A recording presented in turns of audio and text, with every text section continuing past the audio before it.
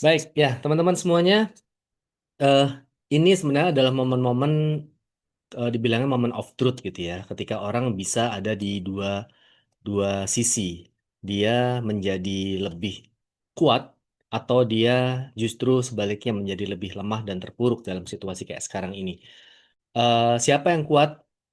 Dia yang sedang dalam episode giliran mendapatkan kejayaan. Mungkin belum jaya-jaya banget, tapi tracknya kayaknya kelihatan. Jadi di dalam lisannya yang ngomong dia ngomongnya alhamdulillah alhamdulillah. Nah itu biasanya mereka akan ngumpulin kekuatan sampai akhir nanti. Tapi kalau ada orang yang sedang ditaruh dalam episode yang dia sering bilang la haula wala quwata illa billah gitu ya, astagfirullah gitu, banyak istighfar. Biasanya dia ada di episode yang lagi di bawah. Tapi yang perlu kita sadari bahwa Allah itu mempergilirkan semuanya dan kita nggak pernah tahu kita lagi giliran apa, kapan dapatnya. Tapi yang jelas Allah berfirman bahwa Allah mempergilirkan kemenangan-kemenangan itu satu orang dan orang yang lainnya. Ya. Nah, yang sedang kita mau yang sedang kita mau obrolin diskusikan pagi hari ini tentunya mungkin kalau orang di posisi yang lagi on track, dia ngerasa nggak masalah gitu ya. Bahkan nggak usah lah kita fight aja sampai akhir. Gue lagi di atas angin nih, anginnya lagi dapat gitu. Tapi gimana dengan mereka-mereka yang hari ini sedang memilih untuk menjadi terpuruk? Ya, seorang mukmin teman-teman semuanya eh, tentunya semua akan ngalamin apa yang disebut krisis kan, dan di akhir sesi nanti tentunya kita tahu dan kita sadar bahwa krisis ini bukan didesain Allah untuk kita jadi kehilangan semangat. Justru krisis ini menjadi bahan bakar untuk membuat diri kita lebih jauh lebih termotivasi dari sebelumnya. Em, Allah sendiri berfirman bahwa la yukallifullahu nafsan illa wus'aha. Allah nggak akan ngasih kita masalah, kesulitan, situasi kecuali kita bisa menanggapinya, bisa menghadapinya, dan justru lebih dari itu Allah pengen kita bangkit lebih tinggi lagi. Nah, itu mentalitas yang Allah mau.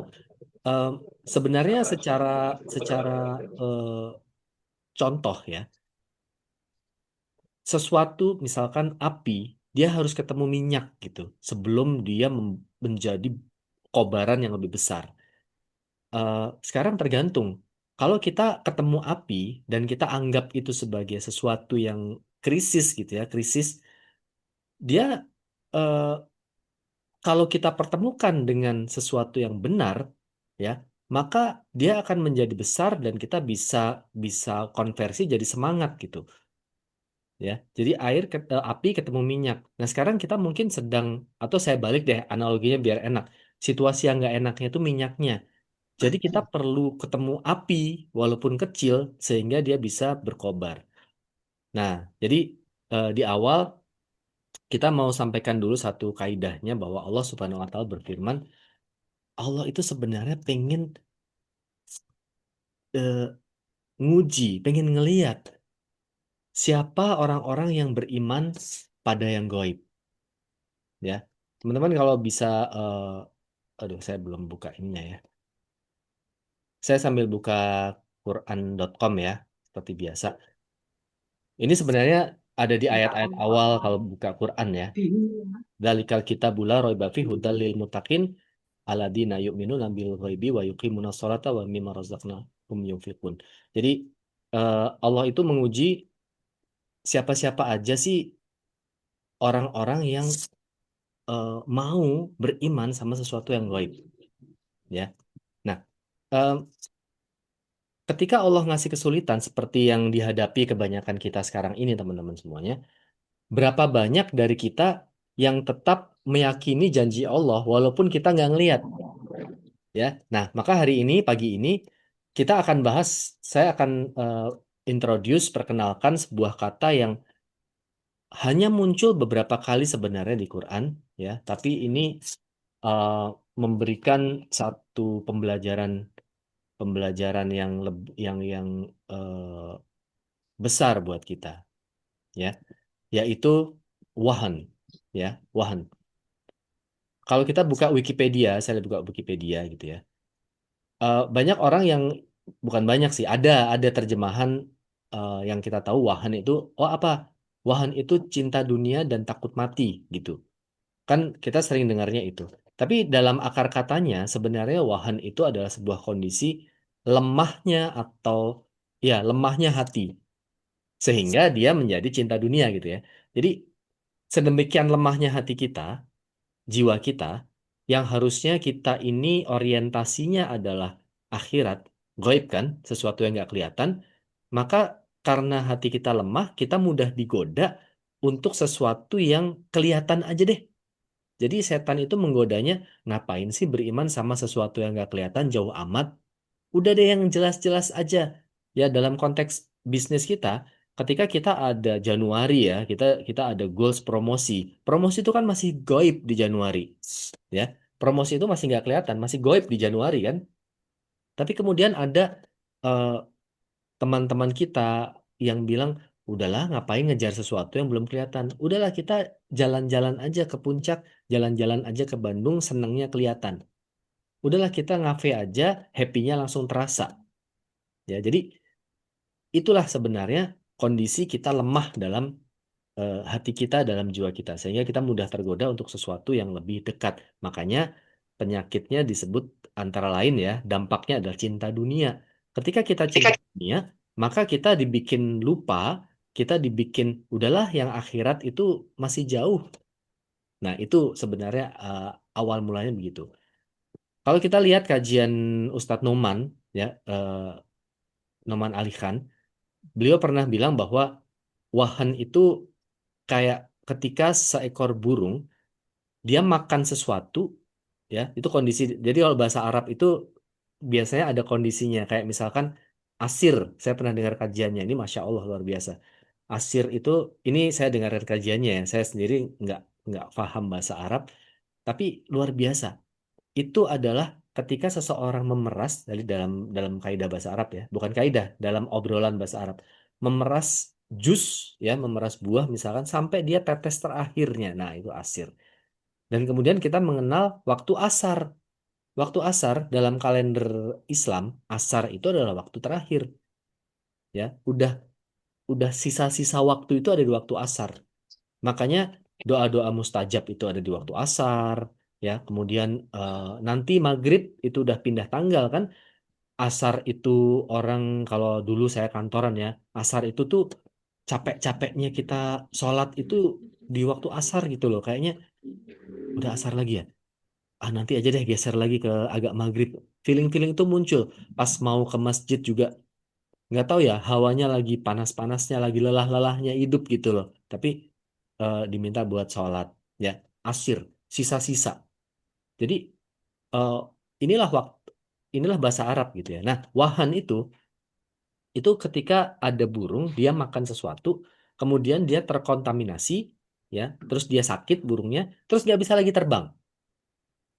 Dia coba terbang tapi badannya, bayang nggak sih teman-teman, kayak kita sakit pengennya prospek gitu ya. Hebat banget ya, sakit pengennya prospek, tapi kayak ngangkat badan kita aja gak kuat gitu, ya. Nah, ini apa sih dalam dalam kalau manusia apa itu mental block. Kita mau eh, misalkan mau ngetik laporan gitu, laporan closing. Aduh, atau mau bikin daftar nama, siapa ya siapa. Nah, itu mental block, ya. Dalam konteks manusia, dia itu pengen kerja, pengen gerak, pengen bangkit, tapi dia nggak nemuin energinya gitu loh. Kayaknya pengen maju, abis ikut M3, ikut hangout kalau di BFF ya, itu pengen besok Senin deh buat kerja, tapi badannya tuh nggak mau dibawa, kayak lumpuh gitu. Nah itu wahan, ya. Kondisinya bisa jadi bukan lemah di fisik, tapi lemah di dalam jiwanya. Nah, eh, wahan ini juga menggambarkan kayak karena sakit tadi ya, kita mau genggam sesuatu, ya itu lemah banget ya, kita mau genggam. Jadi kayak ada kelumpuhan, tapi kita nggak tahu itu kenapa. Padahal pengen banget, ya, kita pengen banget. Ya, jadi ini lebih ke lemah mental sebenarnya teman-teman semuanya. Kayak gini deh, ada eh, ibu hamil, buat teman-teman yang pernah hamil. Saya belum pernah soalnya. Jadi dari trimester pertama, trimester kedua, trimester ketiga gitu kan, dia rasanya bebannya makin berat kan gitu ya. Mau guling kanan, guling kiri itu kayaknya berat ya. Allah menggambarkan eh, dalam Rasanya Quran kita nggak ingin membaca itu punya kalau aku. Bentar, saya mute ya. Allah menggambarkan em, kondisi orang hamil itu, perempuan yang hamil, wanita hamil itu dalam kelemahan di atas kelemahan, udah lemah, lemah, lemah gitu. Jadi kekuatan fisiknya itu kayak disedot sama sesuatu, bangun susah, gerak susah, balikin badan susah gitu. Nah itu wahan. Pengen sih pengen, tapi ada yang nahan dia. Dan tentunya kita nggak pengen itu terjadi dalam 18 hari ke depan ini kan. Rasanya pengen fight, tapi kok ada yang ketahan. So, teman-teman, sebelum kita lanjutkan, kalau ada orang yang teman-teman inginkan dia dapat energi lebih untuk menyelesaikan pertandingan di bulan Desember ini, dan setelah di-scroll di partisipan, kok namanya nggak ada ya? Coba deh, kirimin flyers acara pagi ini ke dia, ya, dan bilang ke dia, kita tunggu, ya. Kita tunggu eh, agar kita bisa dapetin spiritnya bareng-bareng. Biiznillah, dengan izin Allah. So, guys, teman-teman semuanya, eh, kita pernah dengar Perang Badar kan? Perang Badar ini perang terorganisir yang boleh dibilang jadi pertama gitu ya setelah era hijrah. Jadi di era eh, Mekah 13 tahun itu boleh dibilang dakwahnya itu kan dilakukan secara sembunyi-sembunyi karena di bawah rezim kan, di bawah kuasanya rezim. Jadi kalau mau kampanye diam-diam gitu, diam-diam.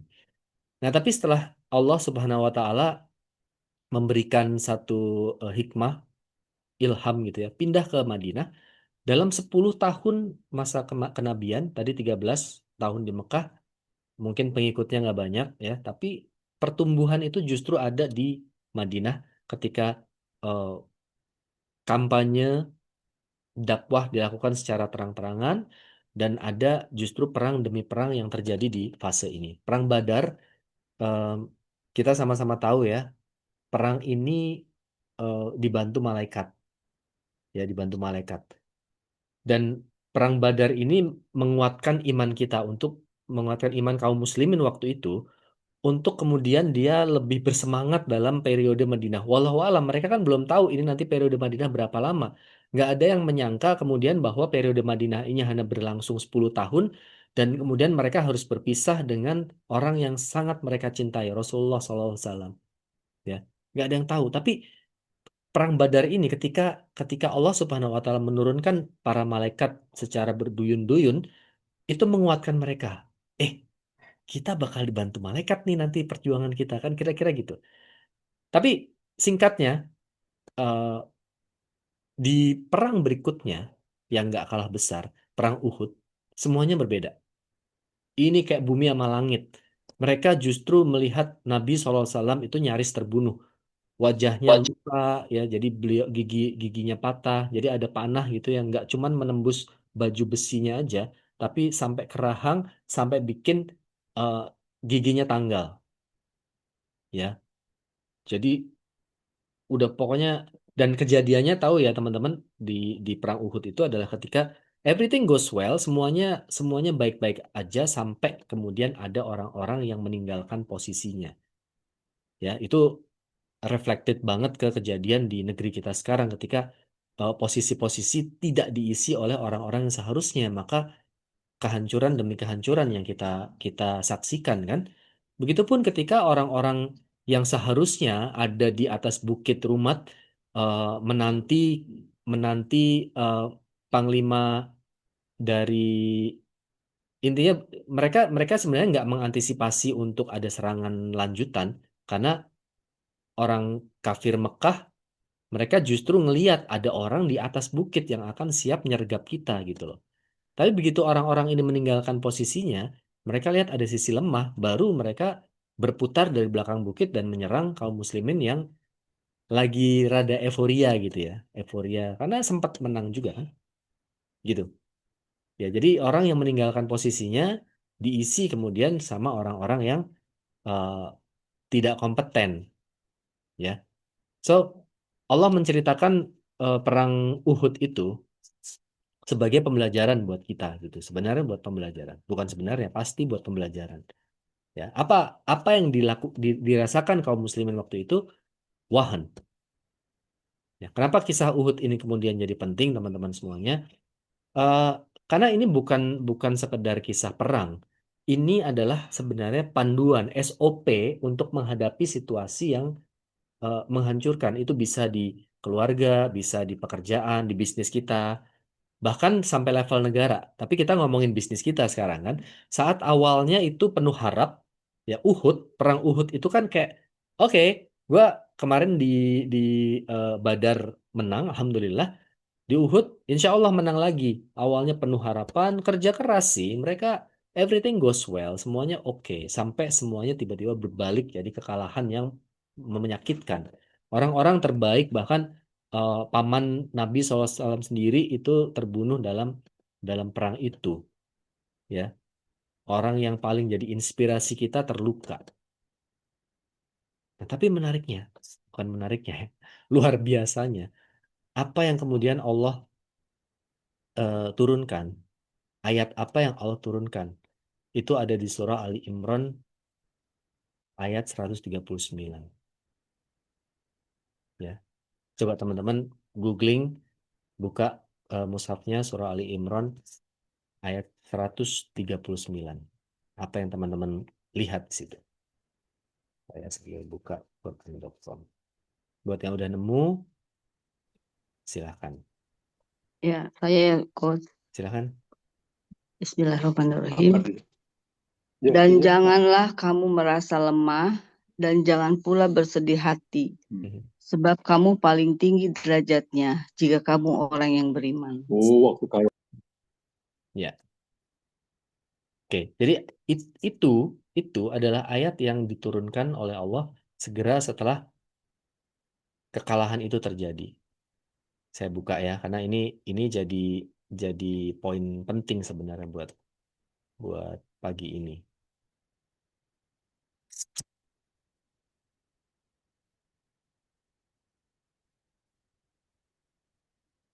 Oke, ini ya.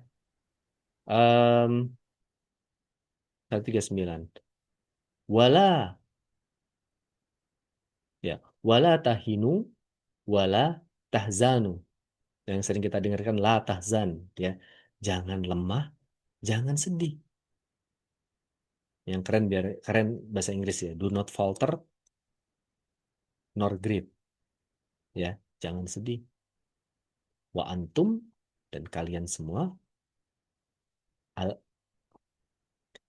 alauna, terjemahannya ada tuh ya, lebih tinggi, ing kuntum, eh, kalian adalah orang-orang beriman. Jadi kalau kita tetap beriman dalam kondisi kayak begitu, kayak begini nih sekarang ini yang lagi pejuang-pejuang target ini lagi pada, ini bisa nggak ya gue, ini bisa nggak ya gue. Begitu kita ngomongin ini bisa nggak ya gue, itu kayak Allahnya di mana ya? Kok kayak kayak nggak ada Allah aja sih, teman-teman. Gini, eh, obrolan kayak gini, diskusi kayak sekarang ini tentunya teman-teman sering dapatkan.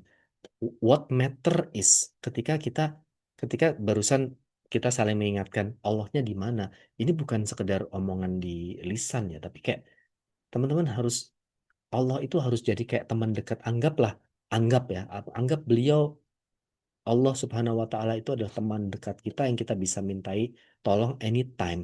Itunya loh yang hilang. Feeling itunya loh yang hilang.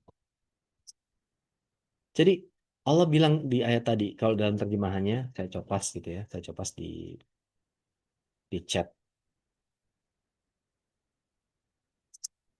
tuh. Jangan kamu jadi lemah, jangan kamu jadi sedih, ya. Dan janji Allah apa setelah itu? Eh, janji Allah nggak ke.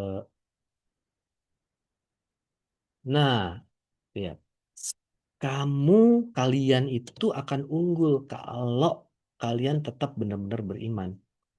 Nah, bagian ini nih yang kita skip.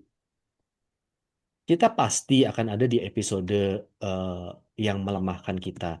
Kita pasti akan melewati episode yang menyedihkan kita. Tapi, kalau kamu tetap beriman, kamu pasti akan jadi orang yang unggul. Allah tahu kita sedang terpuruk tuh tahu. Allah tahu kita sedang ngerasa lumpuh tuh tahu. Tapi sebagaimana Allah menguatkan para sahabat ketika kekalahan di perang Uhud, Allah bilang kamu akan menang. Sebagaimana itu juga Allah sedang ngomong sama kita, kita sedang kita terpuruknya ya nggak kayak kondisi waktu itu. Bayangin loh ya, itu udah perang yang kita udah menang basically.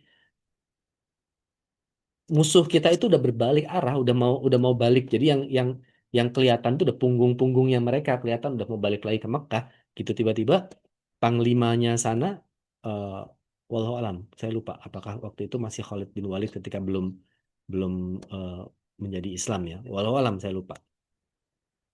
Dia ngelihat, loh, ternyata di atas itu ada pasukan-pasukan yang turun gunung, turun bukit. Disitulah dia perintahkan balik lagi. eh, bahkan Bahkan sebenarnya ya, eh, ini diawali di surah Al-Anfal, kejadian ini, yas'alunaka anil anfal, ketika mereka, jadi Allah Subhanahu wa taala bilang ke Rasulullah sebelum sebelum eh, apa namanya?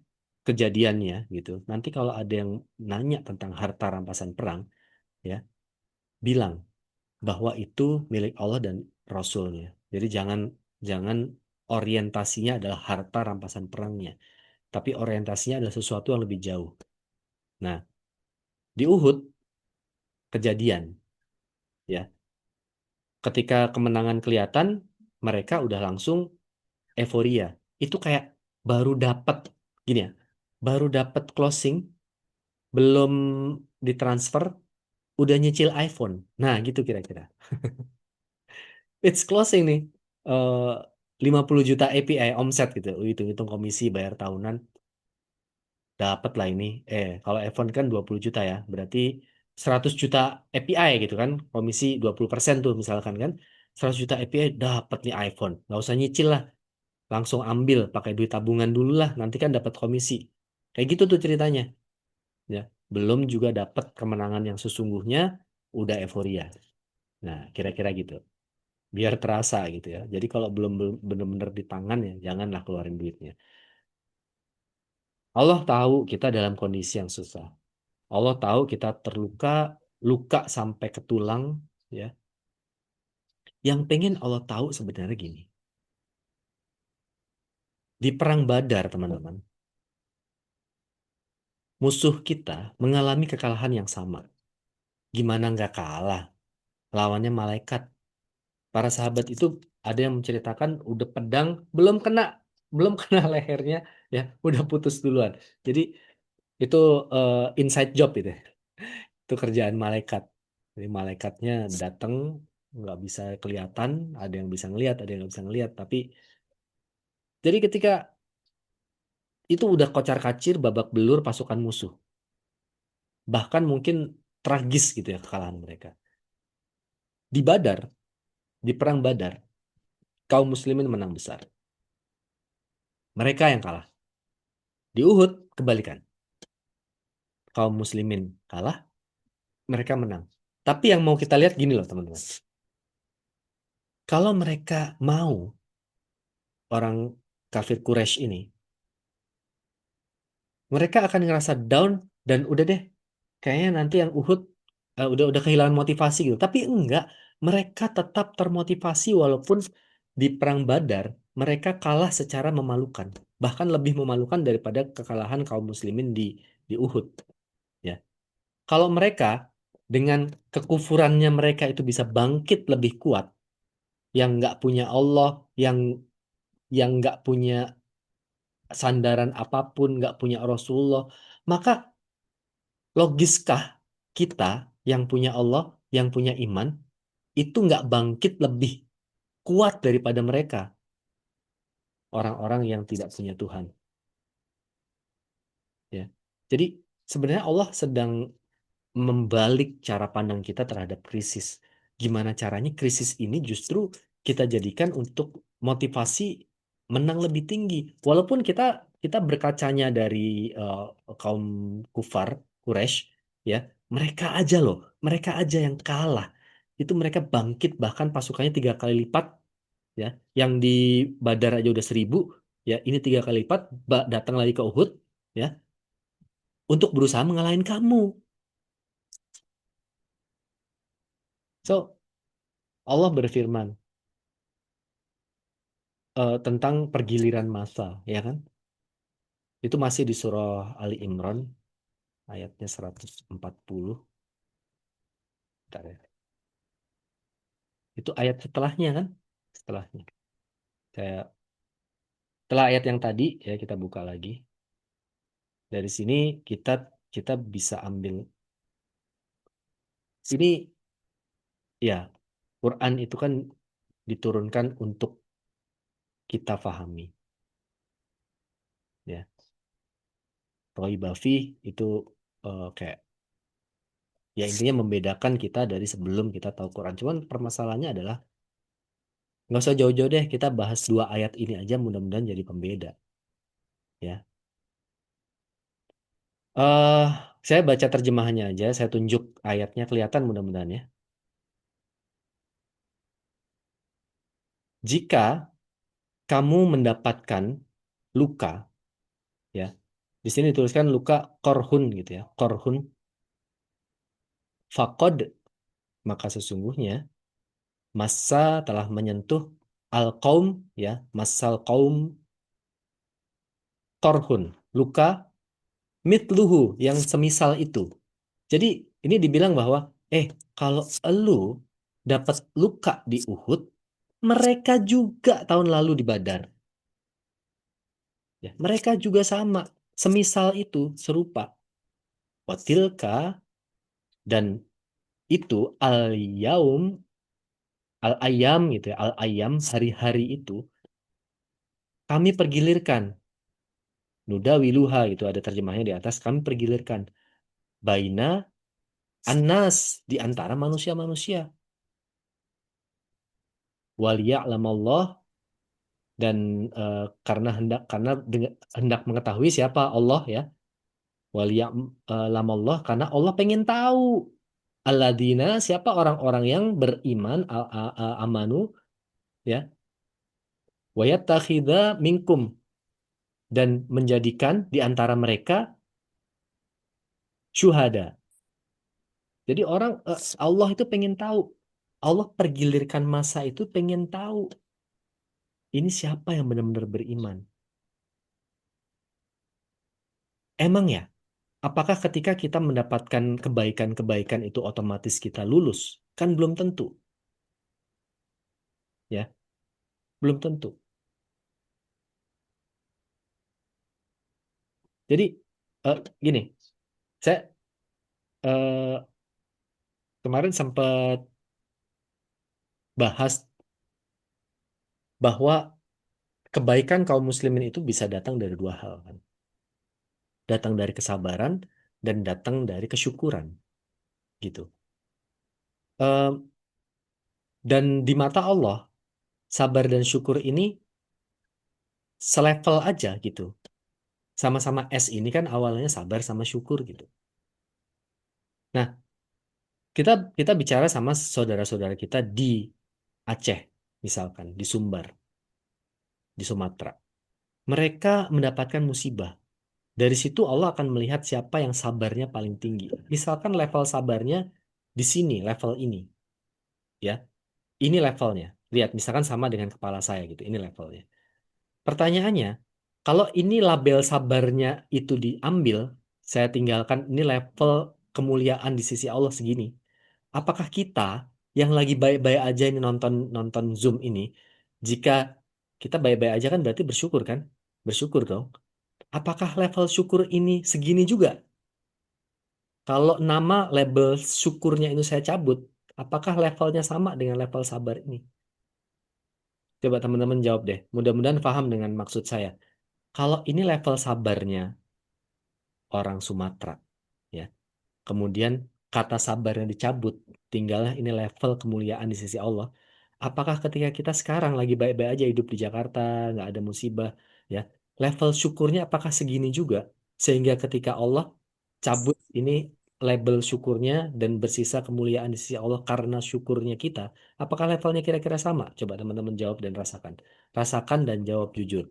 Kalau ini level sabarnya orang Sumatera 10, level syukur kita ada di mana? Level berapa? Mana baksonya? Ya. Saya yakin dan percaya nggak nyampe. No, kita tidak dalam level kesyukuran yang setinggi level sabarnya orang-orang Sumatera.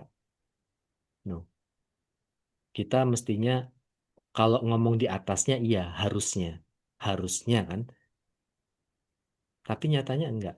Inilah yang orang bilang kita tuh lupa ketika kondisinya lagi baik-baik aja, kita ngerasa bahwa ya ini karena gue, karena gue mau begini. Padahal kalau Allah mau, saya pernah tulis di story ya. Air tanah Jakarta, Jakarta itu udah disedot oleh berapa rumah di Indonesia, di Jakarta, berapa gedung di Jakarta, ya. Jarang ada orang pasang PAM. Padahal PAM itu PDAM itu adalah salah satu cara kita untuk bisa mengkonservasi air tanah. Karena mereka mengambilnya dari sumber-sumber tertentu yang ya sudah diukur gitu. Tapi kebanyakan orang mau mau simpel aja, udah deh sedot aja dari tanah gitu ya dengan pompa. Dan itu yang menyebabkan muka tanah Jakarta itu turun. Bisa ada yang bilang 17 cm per tahun. 17 cm itu sejengkal gini setiap tahun, ya. Maka sekarang di Jakarta Utara itu tinggi muka air laut itu udah lebih tinggi daripada kompleks sebelahnya. Makanya ada tanggul tinggi itu kan. Kita ini cuman lagi diulur aja sama Allah. Kata Allah kalau di surah Al-Anfal, itu karena masih ada orang yang istighfar aja di antara kita, di antara orang-orang Jakarta. Makanya Allah masih lindungin. Tuh, emang di Aceh nggak ada. Basically suka-suka Allah aja sih. Tapi rasa-rasanya ya, nggak ada alasan gitu buat Allah untuk nggak ngebalik kota Jakarta ini dari kemarin-kemarin. Masih ada aja orang yang ingat Allah. Makanya orang Jakarta ini terlindungi gitu. Jadi kalau dibilang level syukur kita ini di kondisi kita sekarang itu nggak setinggi level sabarnya orang-orang Sumatera. Apa mau dibalik? Ya udah deh, karena lu nggak pandai bersyukur, dibalik aja deh. Lu yang dapat musibah. Karena lagi-lagi di mata Allah, sabar dan syukur ini labelnya nggak ada. Pokoknya orang yang lagi dikasih sulit dia sabar, orang yang lagi dikasih mudah dia bersyukur, ya, dua-duanya baik. Urusan orang mukmin itu semuanya baik. Syukur itu mungkin kalau buat kita kayak, udah kok, gue udah alhamdulillah. Well, itu baru covernya kan. Syukur itu sebenarnya adalah sesederhana bagaimana kita memanfaatkan karunia yang Allah udah berikan kita, waktu kita. Udah nggak kita berjuang semaksimal mungkin. Udah nggak kita memanfaatkan ilmu yang kita miliki. Atau lebih parah lagi, kita nyari ilmu nggak sementara kita punya waktu. Kita cuman gini-gini aja, disuruh training males, gitu ya, berharap bahwa nanti eh, rezeki turun dari plafon rumah. Disitulah syukur itu diuji. Lu ya dikasih waktu, orang Aceh mah mandi nggak bisa. Lu dikasih waktu luang, lu tidur-tiduran gegoleran gitu. Keluar kek, ketemu orang, ikut training kek, keluarin duitmu, infakin buat belajar. That syukur is all about, teman-teman. Syukur bukan sekedar alhamdulillah dikasih Allah kayak begini. Jadi Allah pergilirkan masa. Kadang kita menang, kadang kita kalah. Jadi hidup ini ya nggak cuma naik terus. Mungkin pernah turun. Mungkin sekarang ada di episode itu. Nah, kenapa Allah bikin itu naik turun? Tadi, Allah pengen lihat siapa yang beriman. Gampang beriman ketika semuanya baik-baik aja kan. Tapi iman itu akan kelihatan nyatanya ketika sulit. Ketika nggak ada hasil yang terlihat. ketika doa-doa itu belum dikabulkan kan gitu. Di situ iman diuji. Tapi kalau Allah pengen lihat siapa yang percaya sama pertolongannya, meskipun nggak kelihatan, ya, maka muncul ujian. Saya pernah cerita tentang orang bagaimana emas itu dimurnikan ya. Emas itu kan dimurnikan dengan ujian. Dia dia dipanaskan sehingga murninya emas yang di dalam itu dia baru keluar. Jadi emas itu bukan di permukaannya, itu ya sebenarnya kotoran emasnya gitu. Di dalamnya cara satu-satunya buat memurnikan emas dengan dipanasin suhu tinggi sampai emasnya itu meleleh, kotoran-kotorannya hilang, ya, baru dia di dibentuk lagi. Ya, Allah memurnikan orang-orang yang beriman sama dengan ujian, panasnya ujian kan. Jadi eh, ujian ini buat setiap orang udah didesain masing-masing. Kita sebagaimana eh, pengen misalkan bertukar tempat sama orang lain, kita juga harus pengen bertukar ujian sama orang itu. Jadi kayak kita kan pengen jadi kayak si A gitu ya. Berapa banyak dari kita yang pengen andai gue kayak si A gitu. Ya boleh, tapi paket sama ujiannya juga. Kita kan nggak pernah tahu. Begitupun ketika orang dapat ujian, terus kita bilang, kayaknya gue lebih besar ujiannya daripada lu. Itu juga udah ketakar. Nggak mungkin Allah ketukar gitu yang ngasih ujiannya. Karena musibah sendiri kan asal katanya asoba yang artinya tepat sasaran kan. Orangnya tepat, waktunya tepat, jenis ujiannya tepat, menimpa di tempat yang tepat. Udah nggak mungkin meleset. Nah, jadi em, Allah pernah nanya gitu. Apakah kalian akan dibiarkan untuk bisa masuk surga padahal eh, belum ada ujian gitu yang kalian hadapi. Ya, jadi surga itu untuk orang-orang yang tetap sabar gitu, tetap sabar walaupun ada ujian.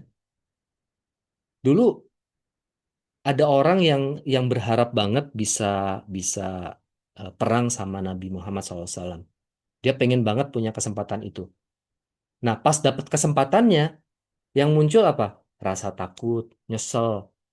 Ya, jadi ngerti gak sih teman-teman kayak eh, gue pengen dong ikut lo hiking gitu ke misalkan saya posting gitu lagi trekking kemana kayaknya enak ya karena lihat ya tahu sendiri sosial media kan hanya posting yang bagus-bagusnya kan gua fotonya enak lagi makan kelapa muda pengen dong ikut giliran ikut beneran baru masuk ke kilometer pertama udah nyesel gue ikut kayaknya gue nggak bisa deh dan seterusnya. Nah, di situ Allah lagi nunjukin gimana manusia itu kadang-kadang sering lupa sama doanya sendiri. Kita loh pengen dapetin sesuatu yang didapetin orang lain, tapi nggak sepaket sama apa yang orang lain itu hadapi. Orang ini dia dapat foto pemandangan yang indah di atas gunung itu setelah ngelewatin trek 2 jam ke atas gunung. Nah, kita nggak mau ngalamin 2 jam ke atasnya itu, maunya langsung sampai di atas. Ya, di surah Al-Anfal eh, Allah mengcapture ini ya, bahwa orang-orang ini berkata bahwa kalau kami punya pilihan, kami nggak akan keluar ikut perang deh. Eh, jadi di di ayat-ayat awal surah Al-Anfal itu eh, Allah udah nyindir sebenarnya. Kalau ada 2 pasukan, kamu pasti akan pilih pasukan yang lebih ringan. Maksudnya waktu itu kan ada 2 pasukan ya, pasukan dagangnya Abu Sufyan yang mau dicegat sama eh, kaum muslimin di Madinah, sama ada yang pasukan balas dendam dari Mekah. Ini 2 pasukan ini kalau kita boleh milih, gue pilih pasukan dagang aja deh karena mereka nggak bawa senjata. Tapi ternyata yang dihadapkan oleh Allah buat kaum muslimin waktu itu bukan si pasukan dagang, tapi pasukan perang dari eh, Mekah. Ini Badar ya, ini episode Badar bukan Uhud ya, episode Badar. Tapi kalau orang-orang boleh milih, mending gua yang gampang-gampang aja deh, ya. Kalau kami boleh punya pilihan, Boleh nggak sih kita cuman nge-WA 10 orang aja tapi closingnya 20? Ini mah ngelos WA-nya 100 baru closing 10. Mending satu. Ya boleh nggak sih di rumah aja tapi ada orang yang nelpon ya. Di sini kemurnian kita udah kelihatan. Ini kalau kita ada di perang Badar ya. Waduh, udah di sini ada capnya munafik gitu di jidat kita. Parahnya orang munafik ini lebih parah daripada orang kafir ya. Kalau orang kafir kan jelas kafirnya. Kalau munafik ini kelihatannya beriman tapi enggak. Kelihatannya bersemangat gitu jalanin bisnis ini padahal mah enggak. Ya, kelihatannya dia yes, gua mau promosi. Ya, baru Februari udah "Em, nggak ada cara lain ya buat dapetin duit gitu. Akhirnya dia join di kripto. Wah, kripto. Punya duit cuma 1 juta, pinjem 9 juta. Ya, harapannya cuan. Ya, akhirnya hilang semuanya. Kenapa? Nggak mau ngikutin cara yang seharusnya. Dan mudah-mudahan ini nggak terjadi di sisa 18 hari ini. So, teman-teman semuanya, pesannya dari ayat tadi itu adalah kalau kamu terluka, musuh juga terluka. Kalau kamu sedih, mereka juga sedih tahun lalu pas di Badar. Tapi tahu nggak apa bedanya kamu sama mereka? Apa bedanya? Allah bilang, kalian itu punya harapan sama Allah. Kamu punya harapan sama Allah. Coba kita browse agak ke bawah di ayat 154. Bentar ya.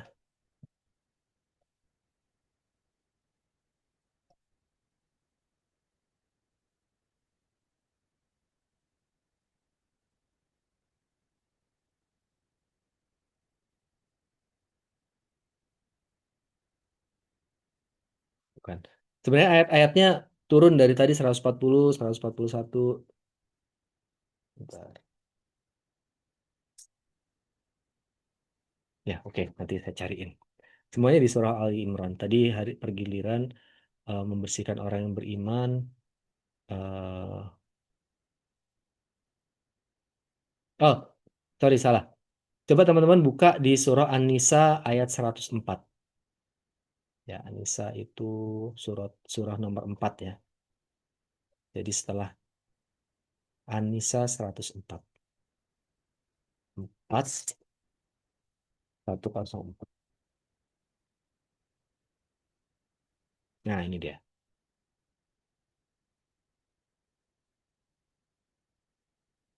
Saya tampilin di layar kayak tadi.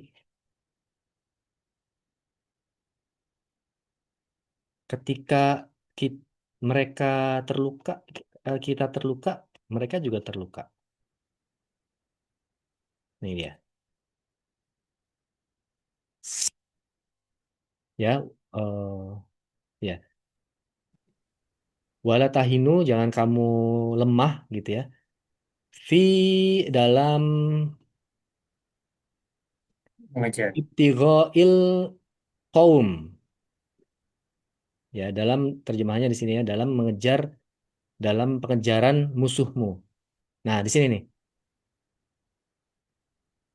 Intakunu taklamu kalau kamu udah terjemahannya ya, terjemahan perkataannya. Kalau kamu merasa sakit, fa innahum, mereka juga merasa sakit. Sebagaimana taklamun, sebagaimana kamu merasa sakit juga. Jadi di sini ini bahasa Inggrisnya. If you are suffering, they are, they too are suffering. Tapi apa yang membedakan di sini nih?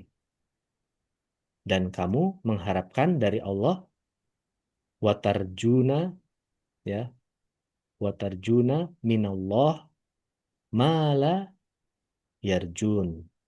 Kamu mengharapkan sesuatu yang mereka enggak harapkan. Jadi apa keywordnya? Yang kita punya itu yang mereka nggak punya apa? Harapan kita ke Allah. Itu yang mereka nggak punya. Kita punya nggak? Itu bedanya. Itu kekuatan kita sebagai mukmin itu. Itu alasan harusnya kita sebagai mukmin apapun kondisinya. Misalkan kami 20 tahun di bisnis Prudential. Kan kelihatan grafiknya kapan Allah bikin naik, kapan Allah bikin turun, sekarang di kondisi yang gimana. Dalam setiap situasi kita harus bisa bangkit karena kita punya harapan.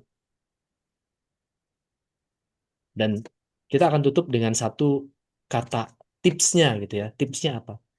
Tipsnya adalah sabar.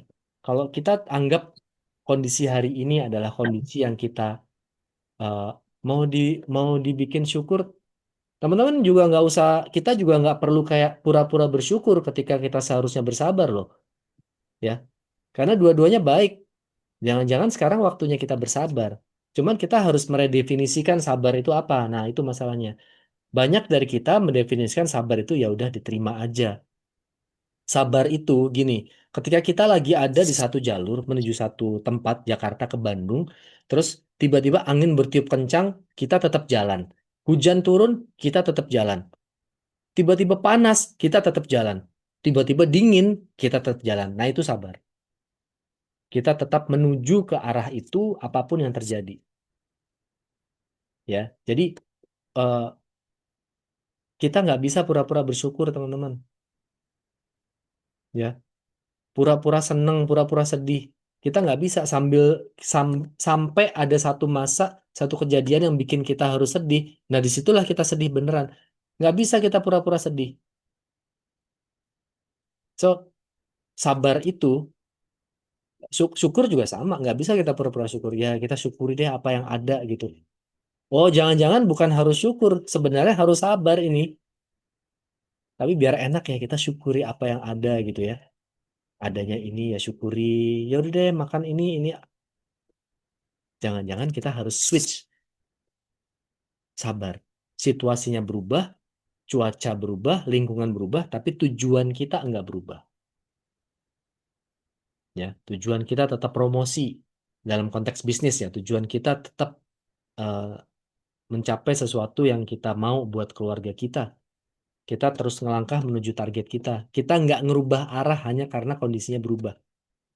Agency update berubah, ya. Wah, kok sekarang ada productive month, tahun depan ada perubahan ini. Terus kemudian besokannya lagi apa namanya maintenance of contract diubah jadi 1 miliar. Ini maunya apa sih gitu? Teman-teman, gini ya, kita mungkin ngerasa bahwa kondisi kita sebagai mitranya Prudential itu tambah berat. Satu doang jawabannya.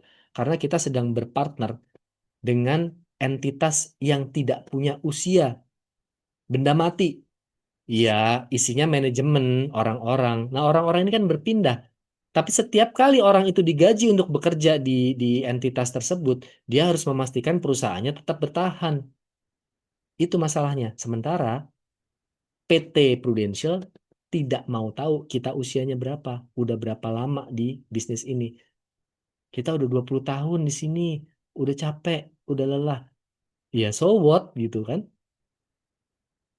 Perusahaan tetap harus berjalan, maka harus ada ketentuan-ketentuan, harus ada agency update yang membuat perusahaan ini tetap berjalan karena dia tidak melihat kita sebagai partner yang udah tua, udah lama di bisnis ini, enggak. Tapi dia lihat yang lebih luas lagi. Ingat, kita berpartner sama entitas yang tidak punya usia, ya. So, mau diubah kayak apa agency update-nya, kita tetap punya tujuan.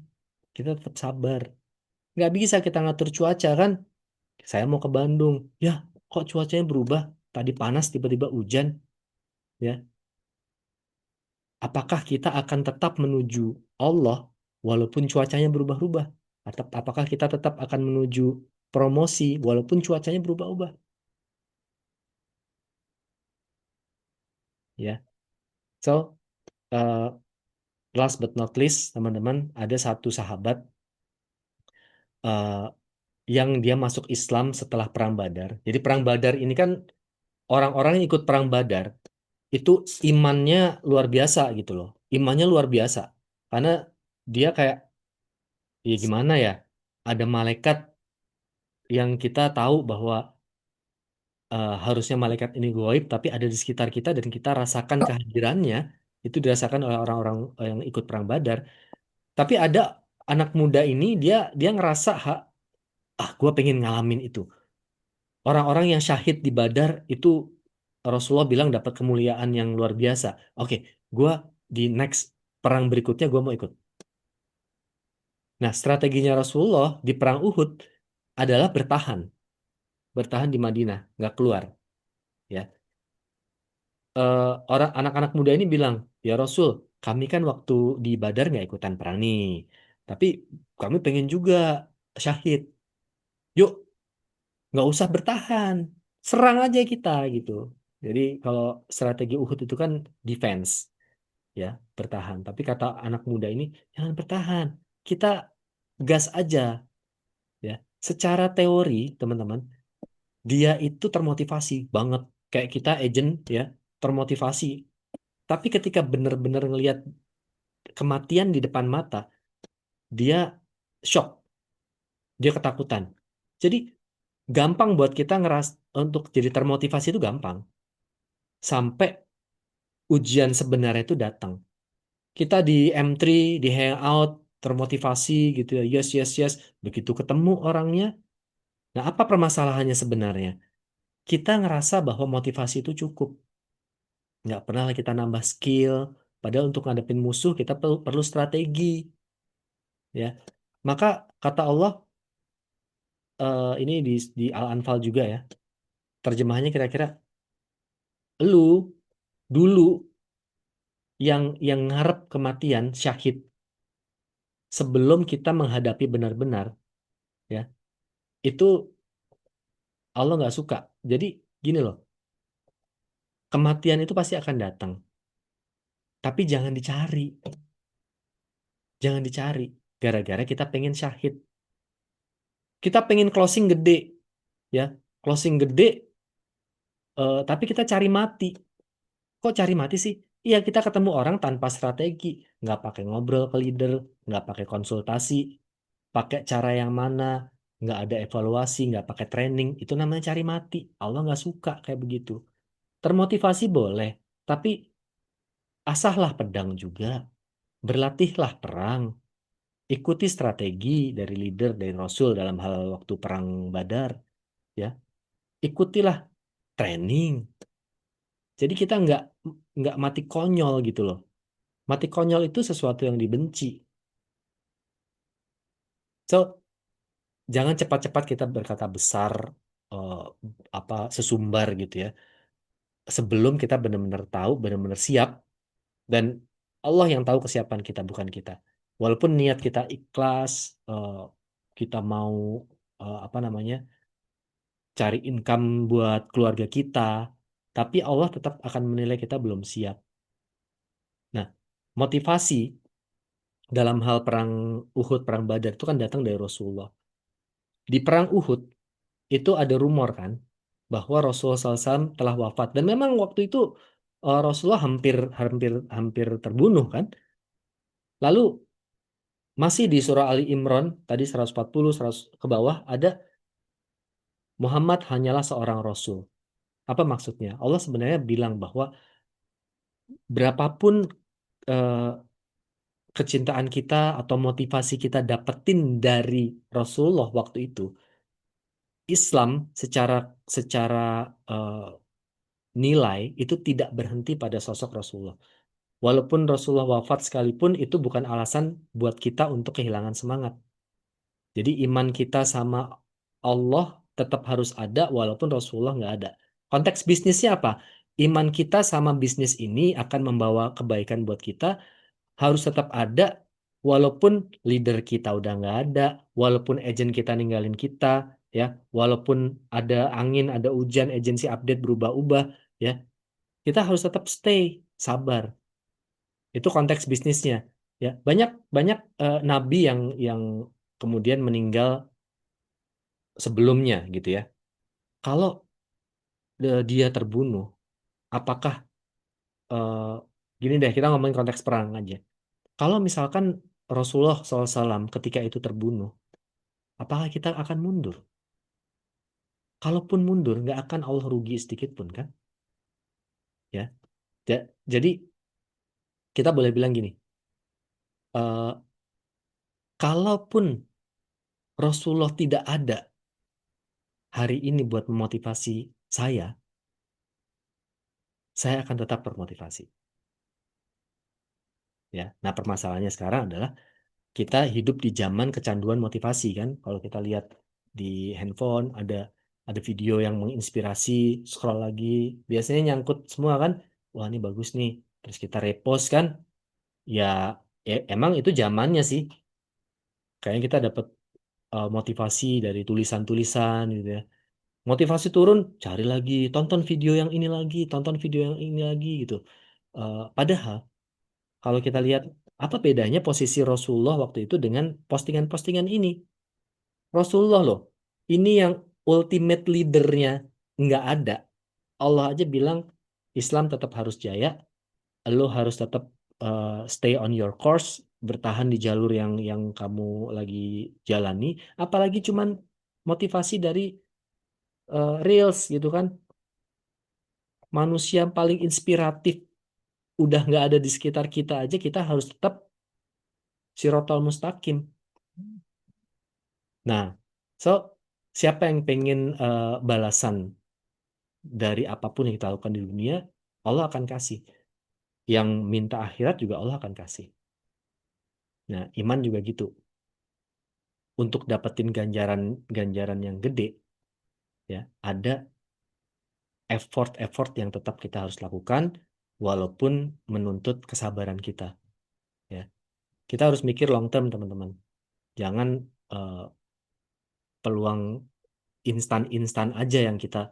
Jadi kita lagi jalan jauh gitu ya. Gede nih tujuannya. Lalu ada peluang instan nongol dari sini, berhenti kita di situ. Akhirnya kita eh nggak sustain juga itu, nggak bertahan juga. Itu bukan cara berjalan yang benar. Istirahat boleh, tapi jangan sampai kita berhenti pada peluang-peluang instan yang udah jelas nggak lebih baik daripada jalan yang lagi kita tempuh. Bisnis ini udah keren banget kan. Jangan sampai ada peluang-peluang kanan kiri yang bikin kita berhenti dari perjalanan ini. Ya, so teman-teman, uh, di waktu yang sebenarnya masih panjang ini, em, satu hal lah intinya, tetap berjalan, tetap berjalan, dan ending dari Desember ini, finish strong itu bukan di result. Finish strong itu adalah satu kondisi yang membuat kita bisa start stronger di awal tahun, dan itu bukan hasil. Banyak dari kita salah mengartikan hidup ini adalah hasil. Hasil Allah udah catat, suka-suka Allah mau ngasih apa. Allah bisa nggak ngubah takdir? Bisa. Kalau kita udah di tulis nanti rezekinya begini begini begini, ya bisa nggak itu diubah? Ya bisa. Cuman yang ubah Allah, dan kita juga nggak tahu itu diubah. Makanya takdir itu diimani aja bahwa Allah udah menuliskan semuanya. Kalau kita effortnya ini Allah mau ubah hasilnya jadi itu, bisa nggak? Bisa. Cuman kita juga nggak tahu awalnya didesain apa, ya. Yang kita bisa lakukan adalah lakukan jalan menuju ke sana. Berjalanlah menuju ke sana. Ya make sense aja gitu ya. Mau ke surga kan lakukan amalan penghuni surga. Kalau kita justru melakukan amalan penghuni neraka, ya nggak akan nyasar ke surga gitu. Kita mau start club, ya lakukan amalan orang-orang yang pernah start club kan. Kita pengen promosi, lakukan amalan orang-orang yang pernah promosi. Amalan ini bukan maksudnya wiridnya. Oh ya, amalannya apa? Dibaca berapa kali? Bukan, bukan. Ya, actionnya, literally actionnya, perbuatannya apa? Mindsetnya apa? Training yang diikuti apa? Itu yang diikuti sebisa mungkin, sedekat mungkin. Ya, insya Allah kita akan dapat hasil yang terbaik. Kita tutup dengan beristighfar. Astagfirullah, astagfirullah, astagfirullah. Subhanakallahumma wa bihamdika. Asyhadu alla ilaha illa anta. Astagfiruka wa atubu ilaik. Eh, Jumpa lagi pekan depan insya Allah. Billahi taufiq wal hidayah. Assalamualaikum warahmatullahi wabarakatuh dan selamat pagi teman-teman semuanya. Waalaikumsalam Waalaikumsalam warahmatullahi wabarakatuh. warahmatullahi Terima kasih Mas Wisnu. wabarakatuh. Terima Sehat kasih. semuanya, teman-teman. Waalaikumsalam.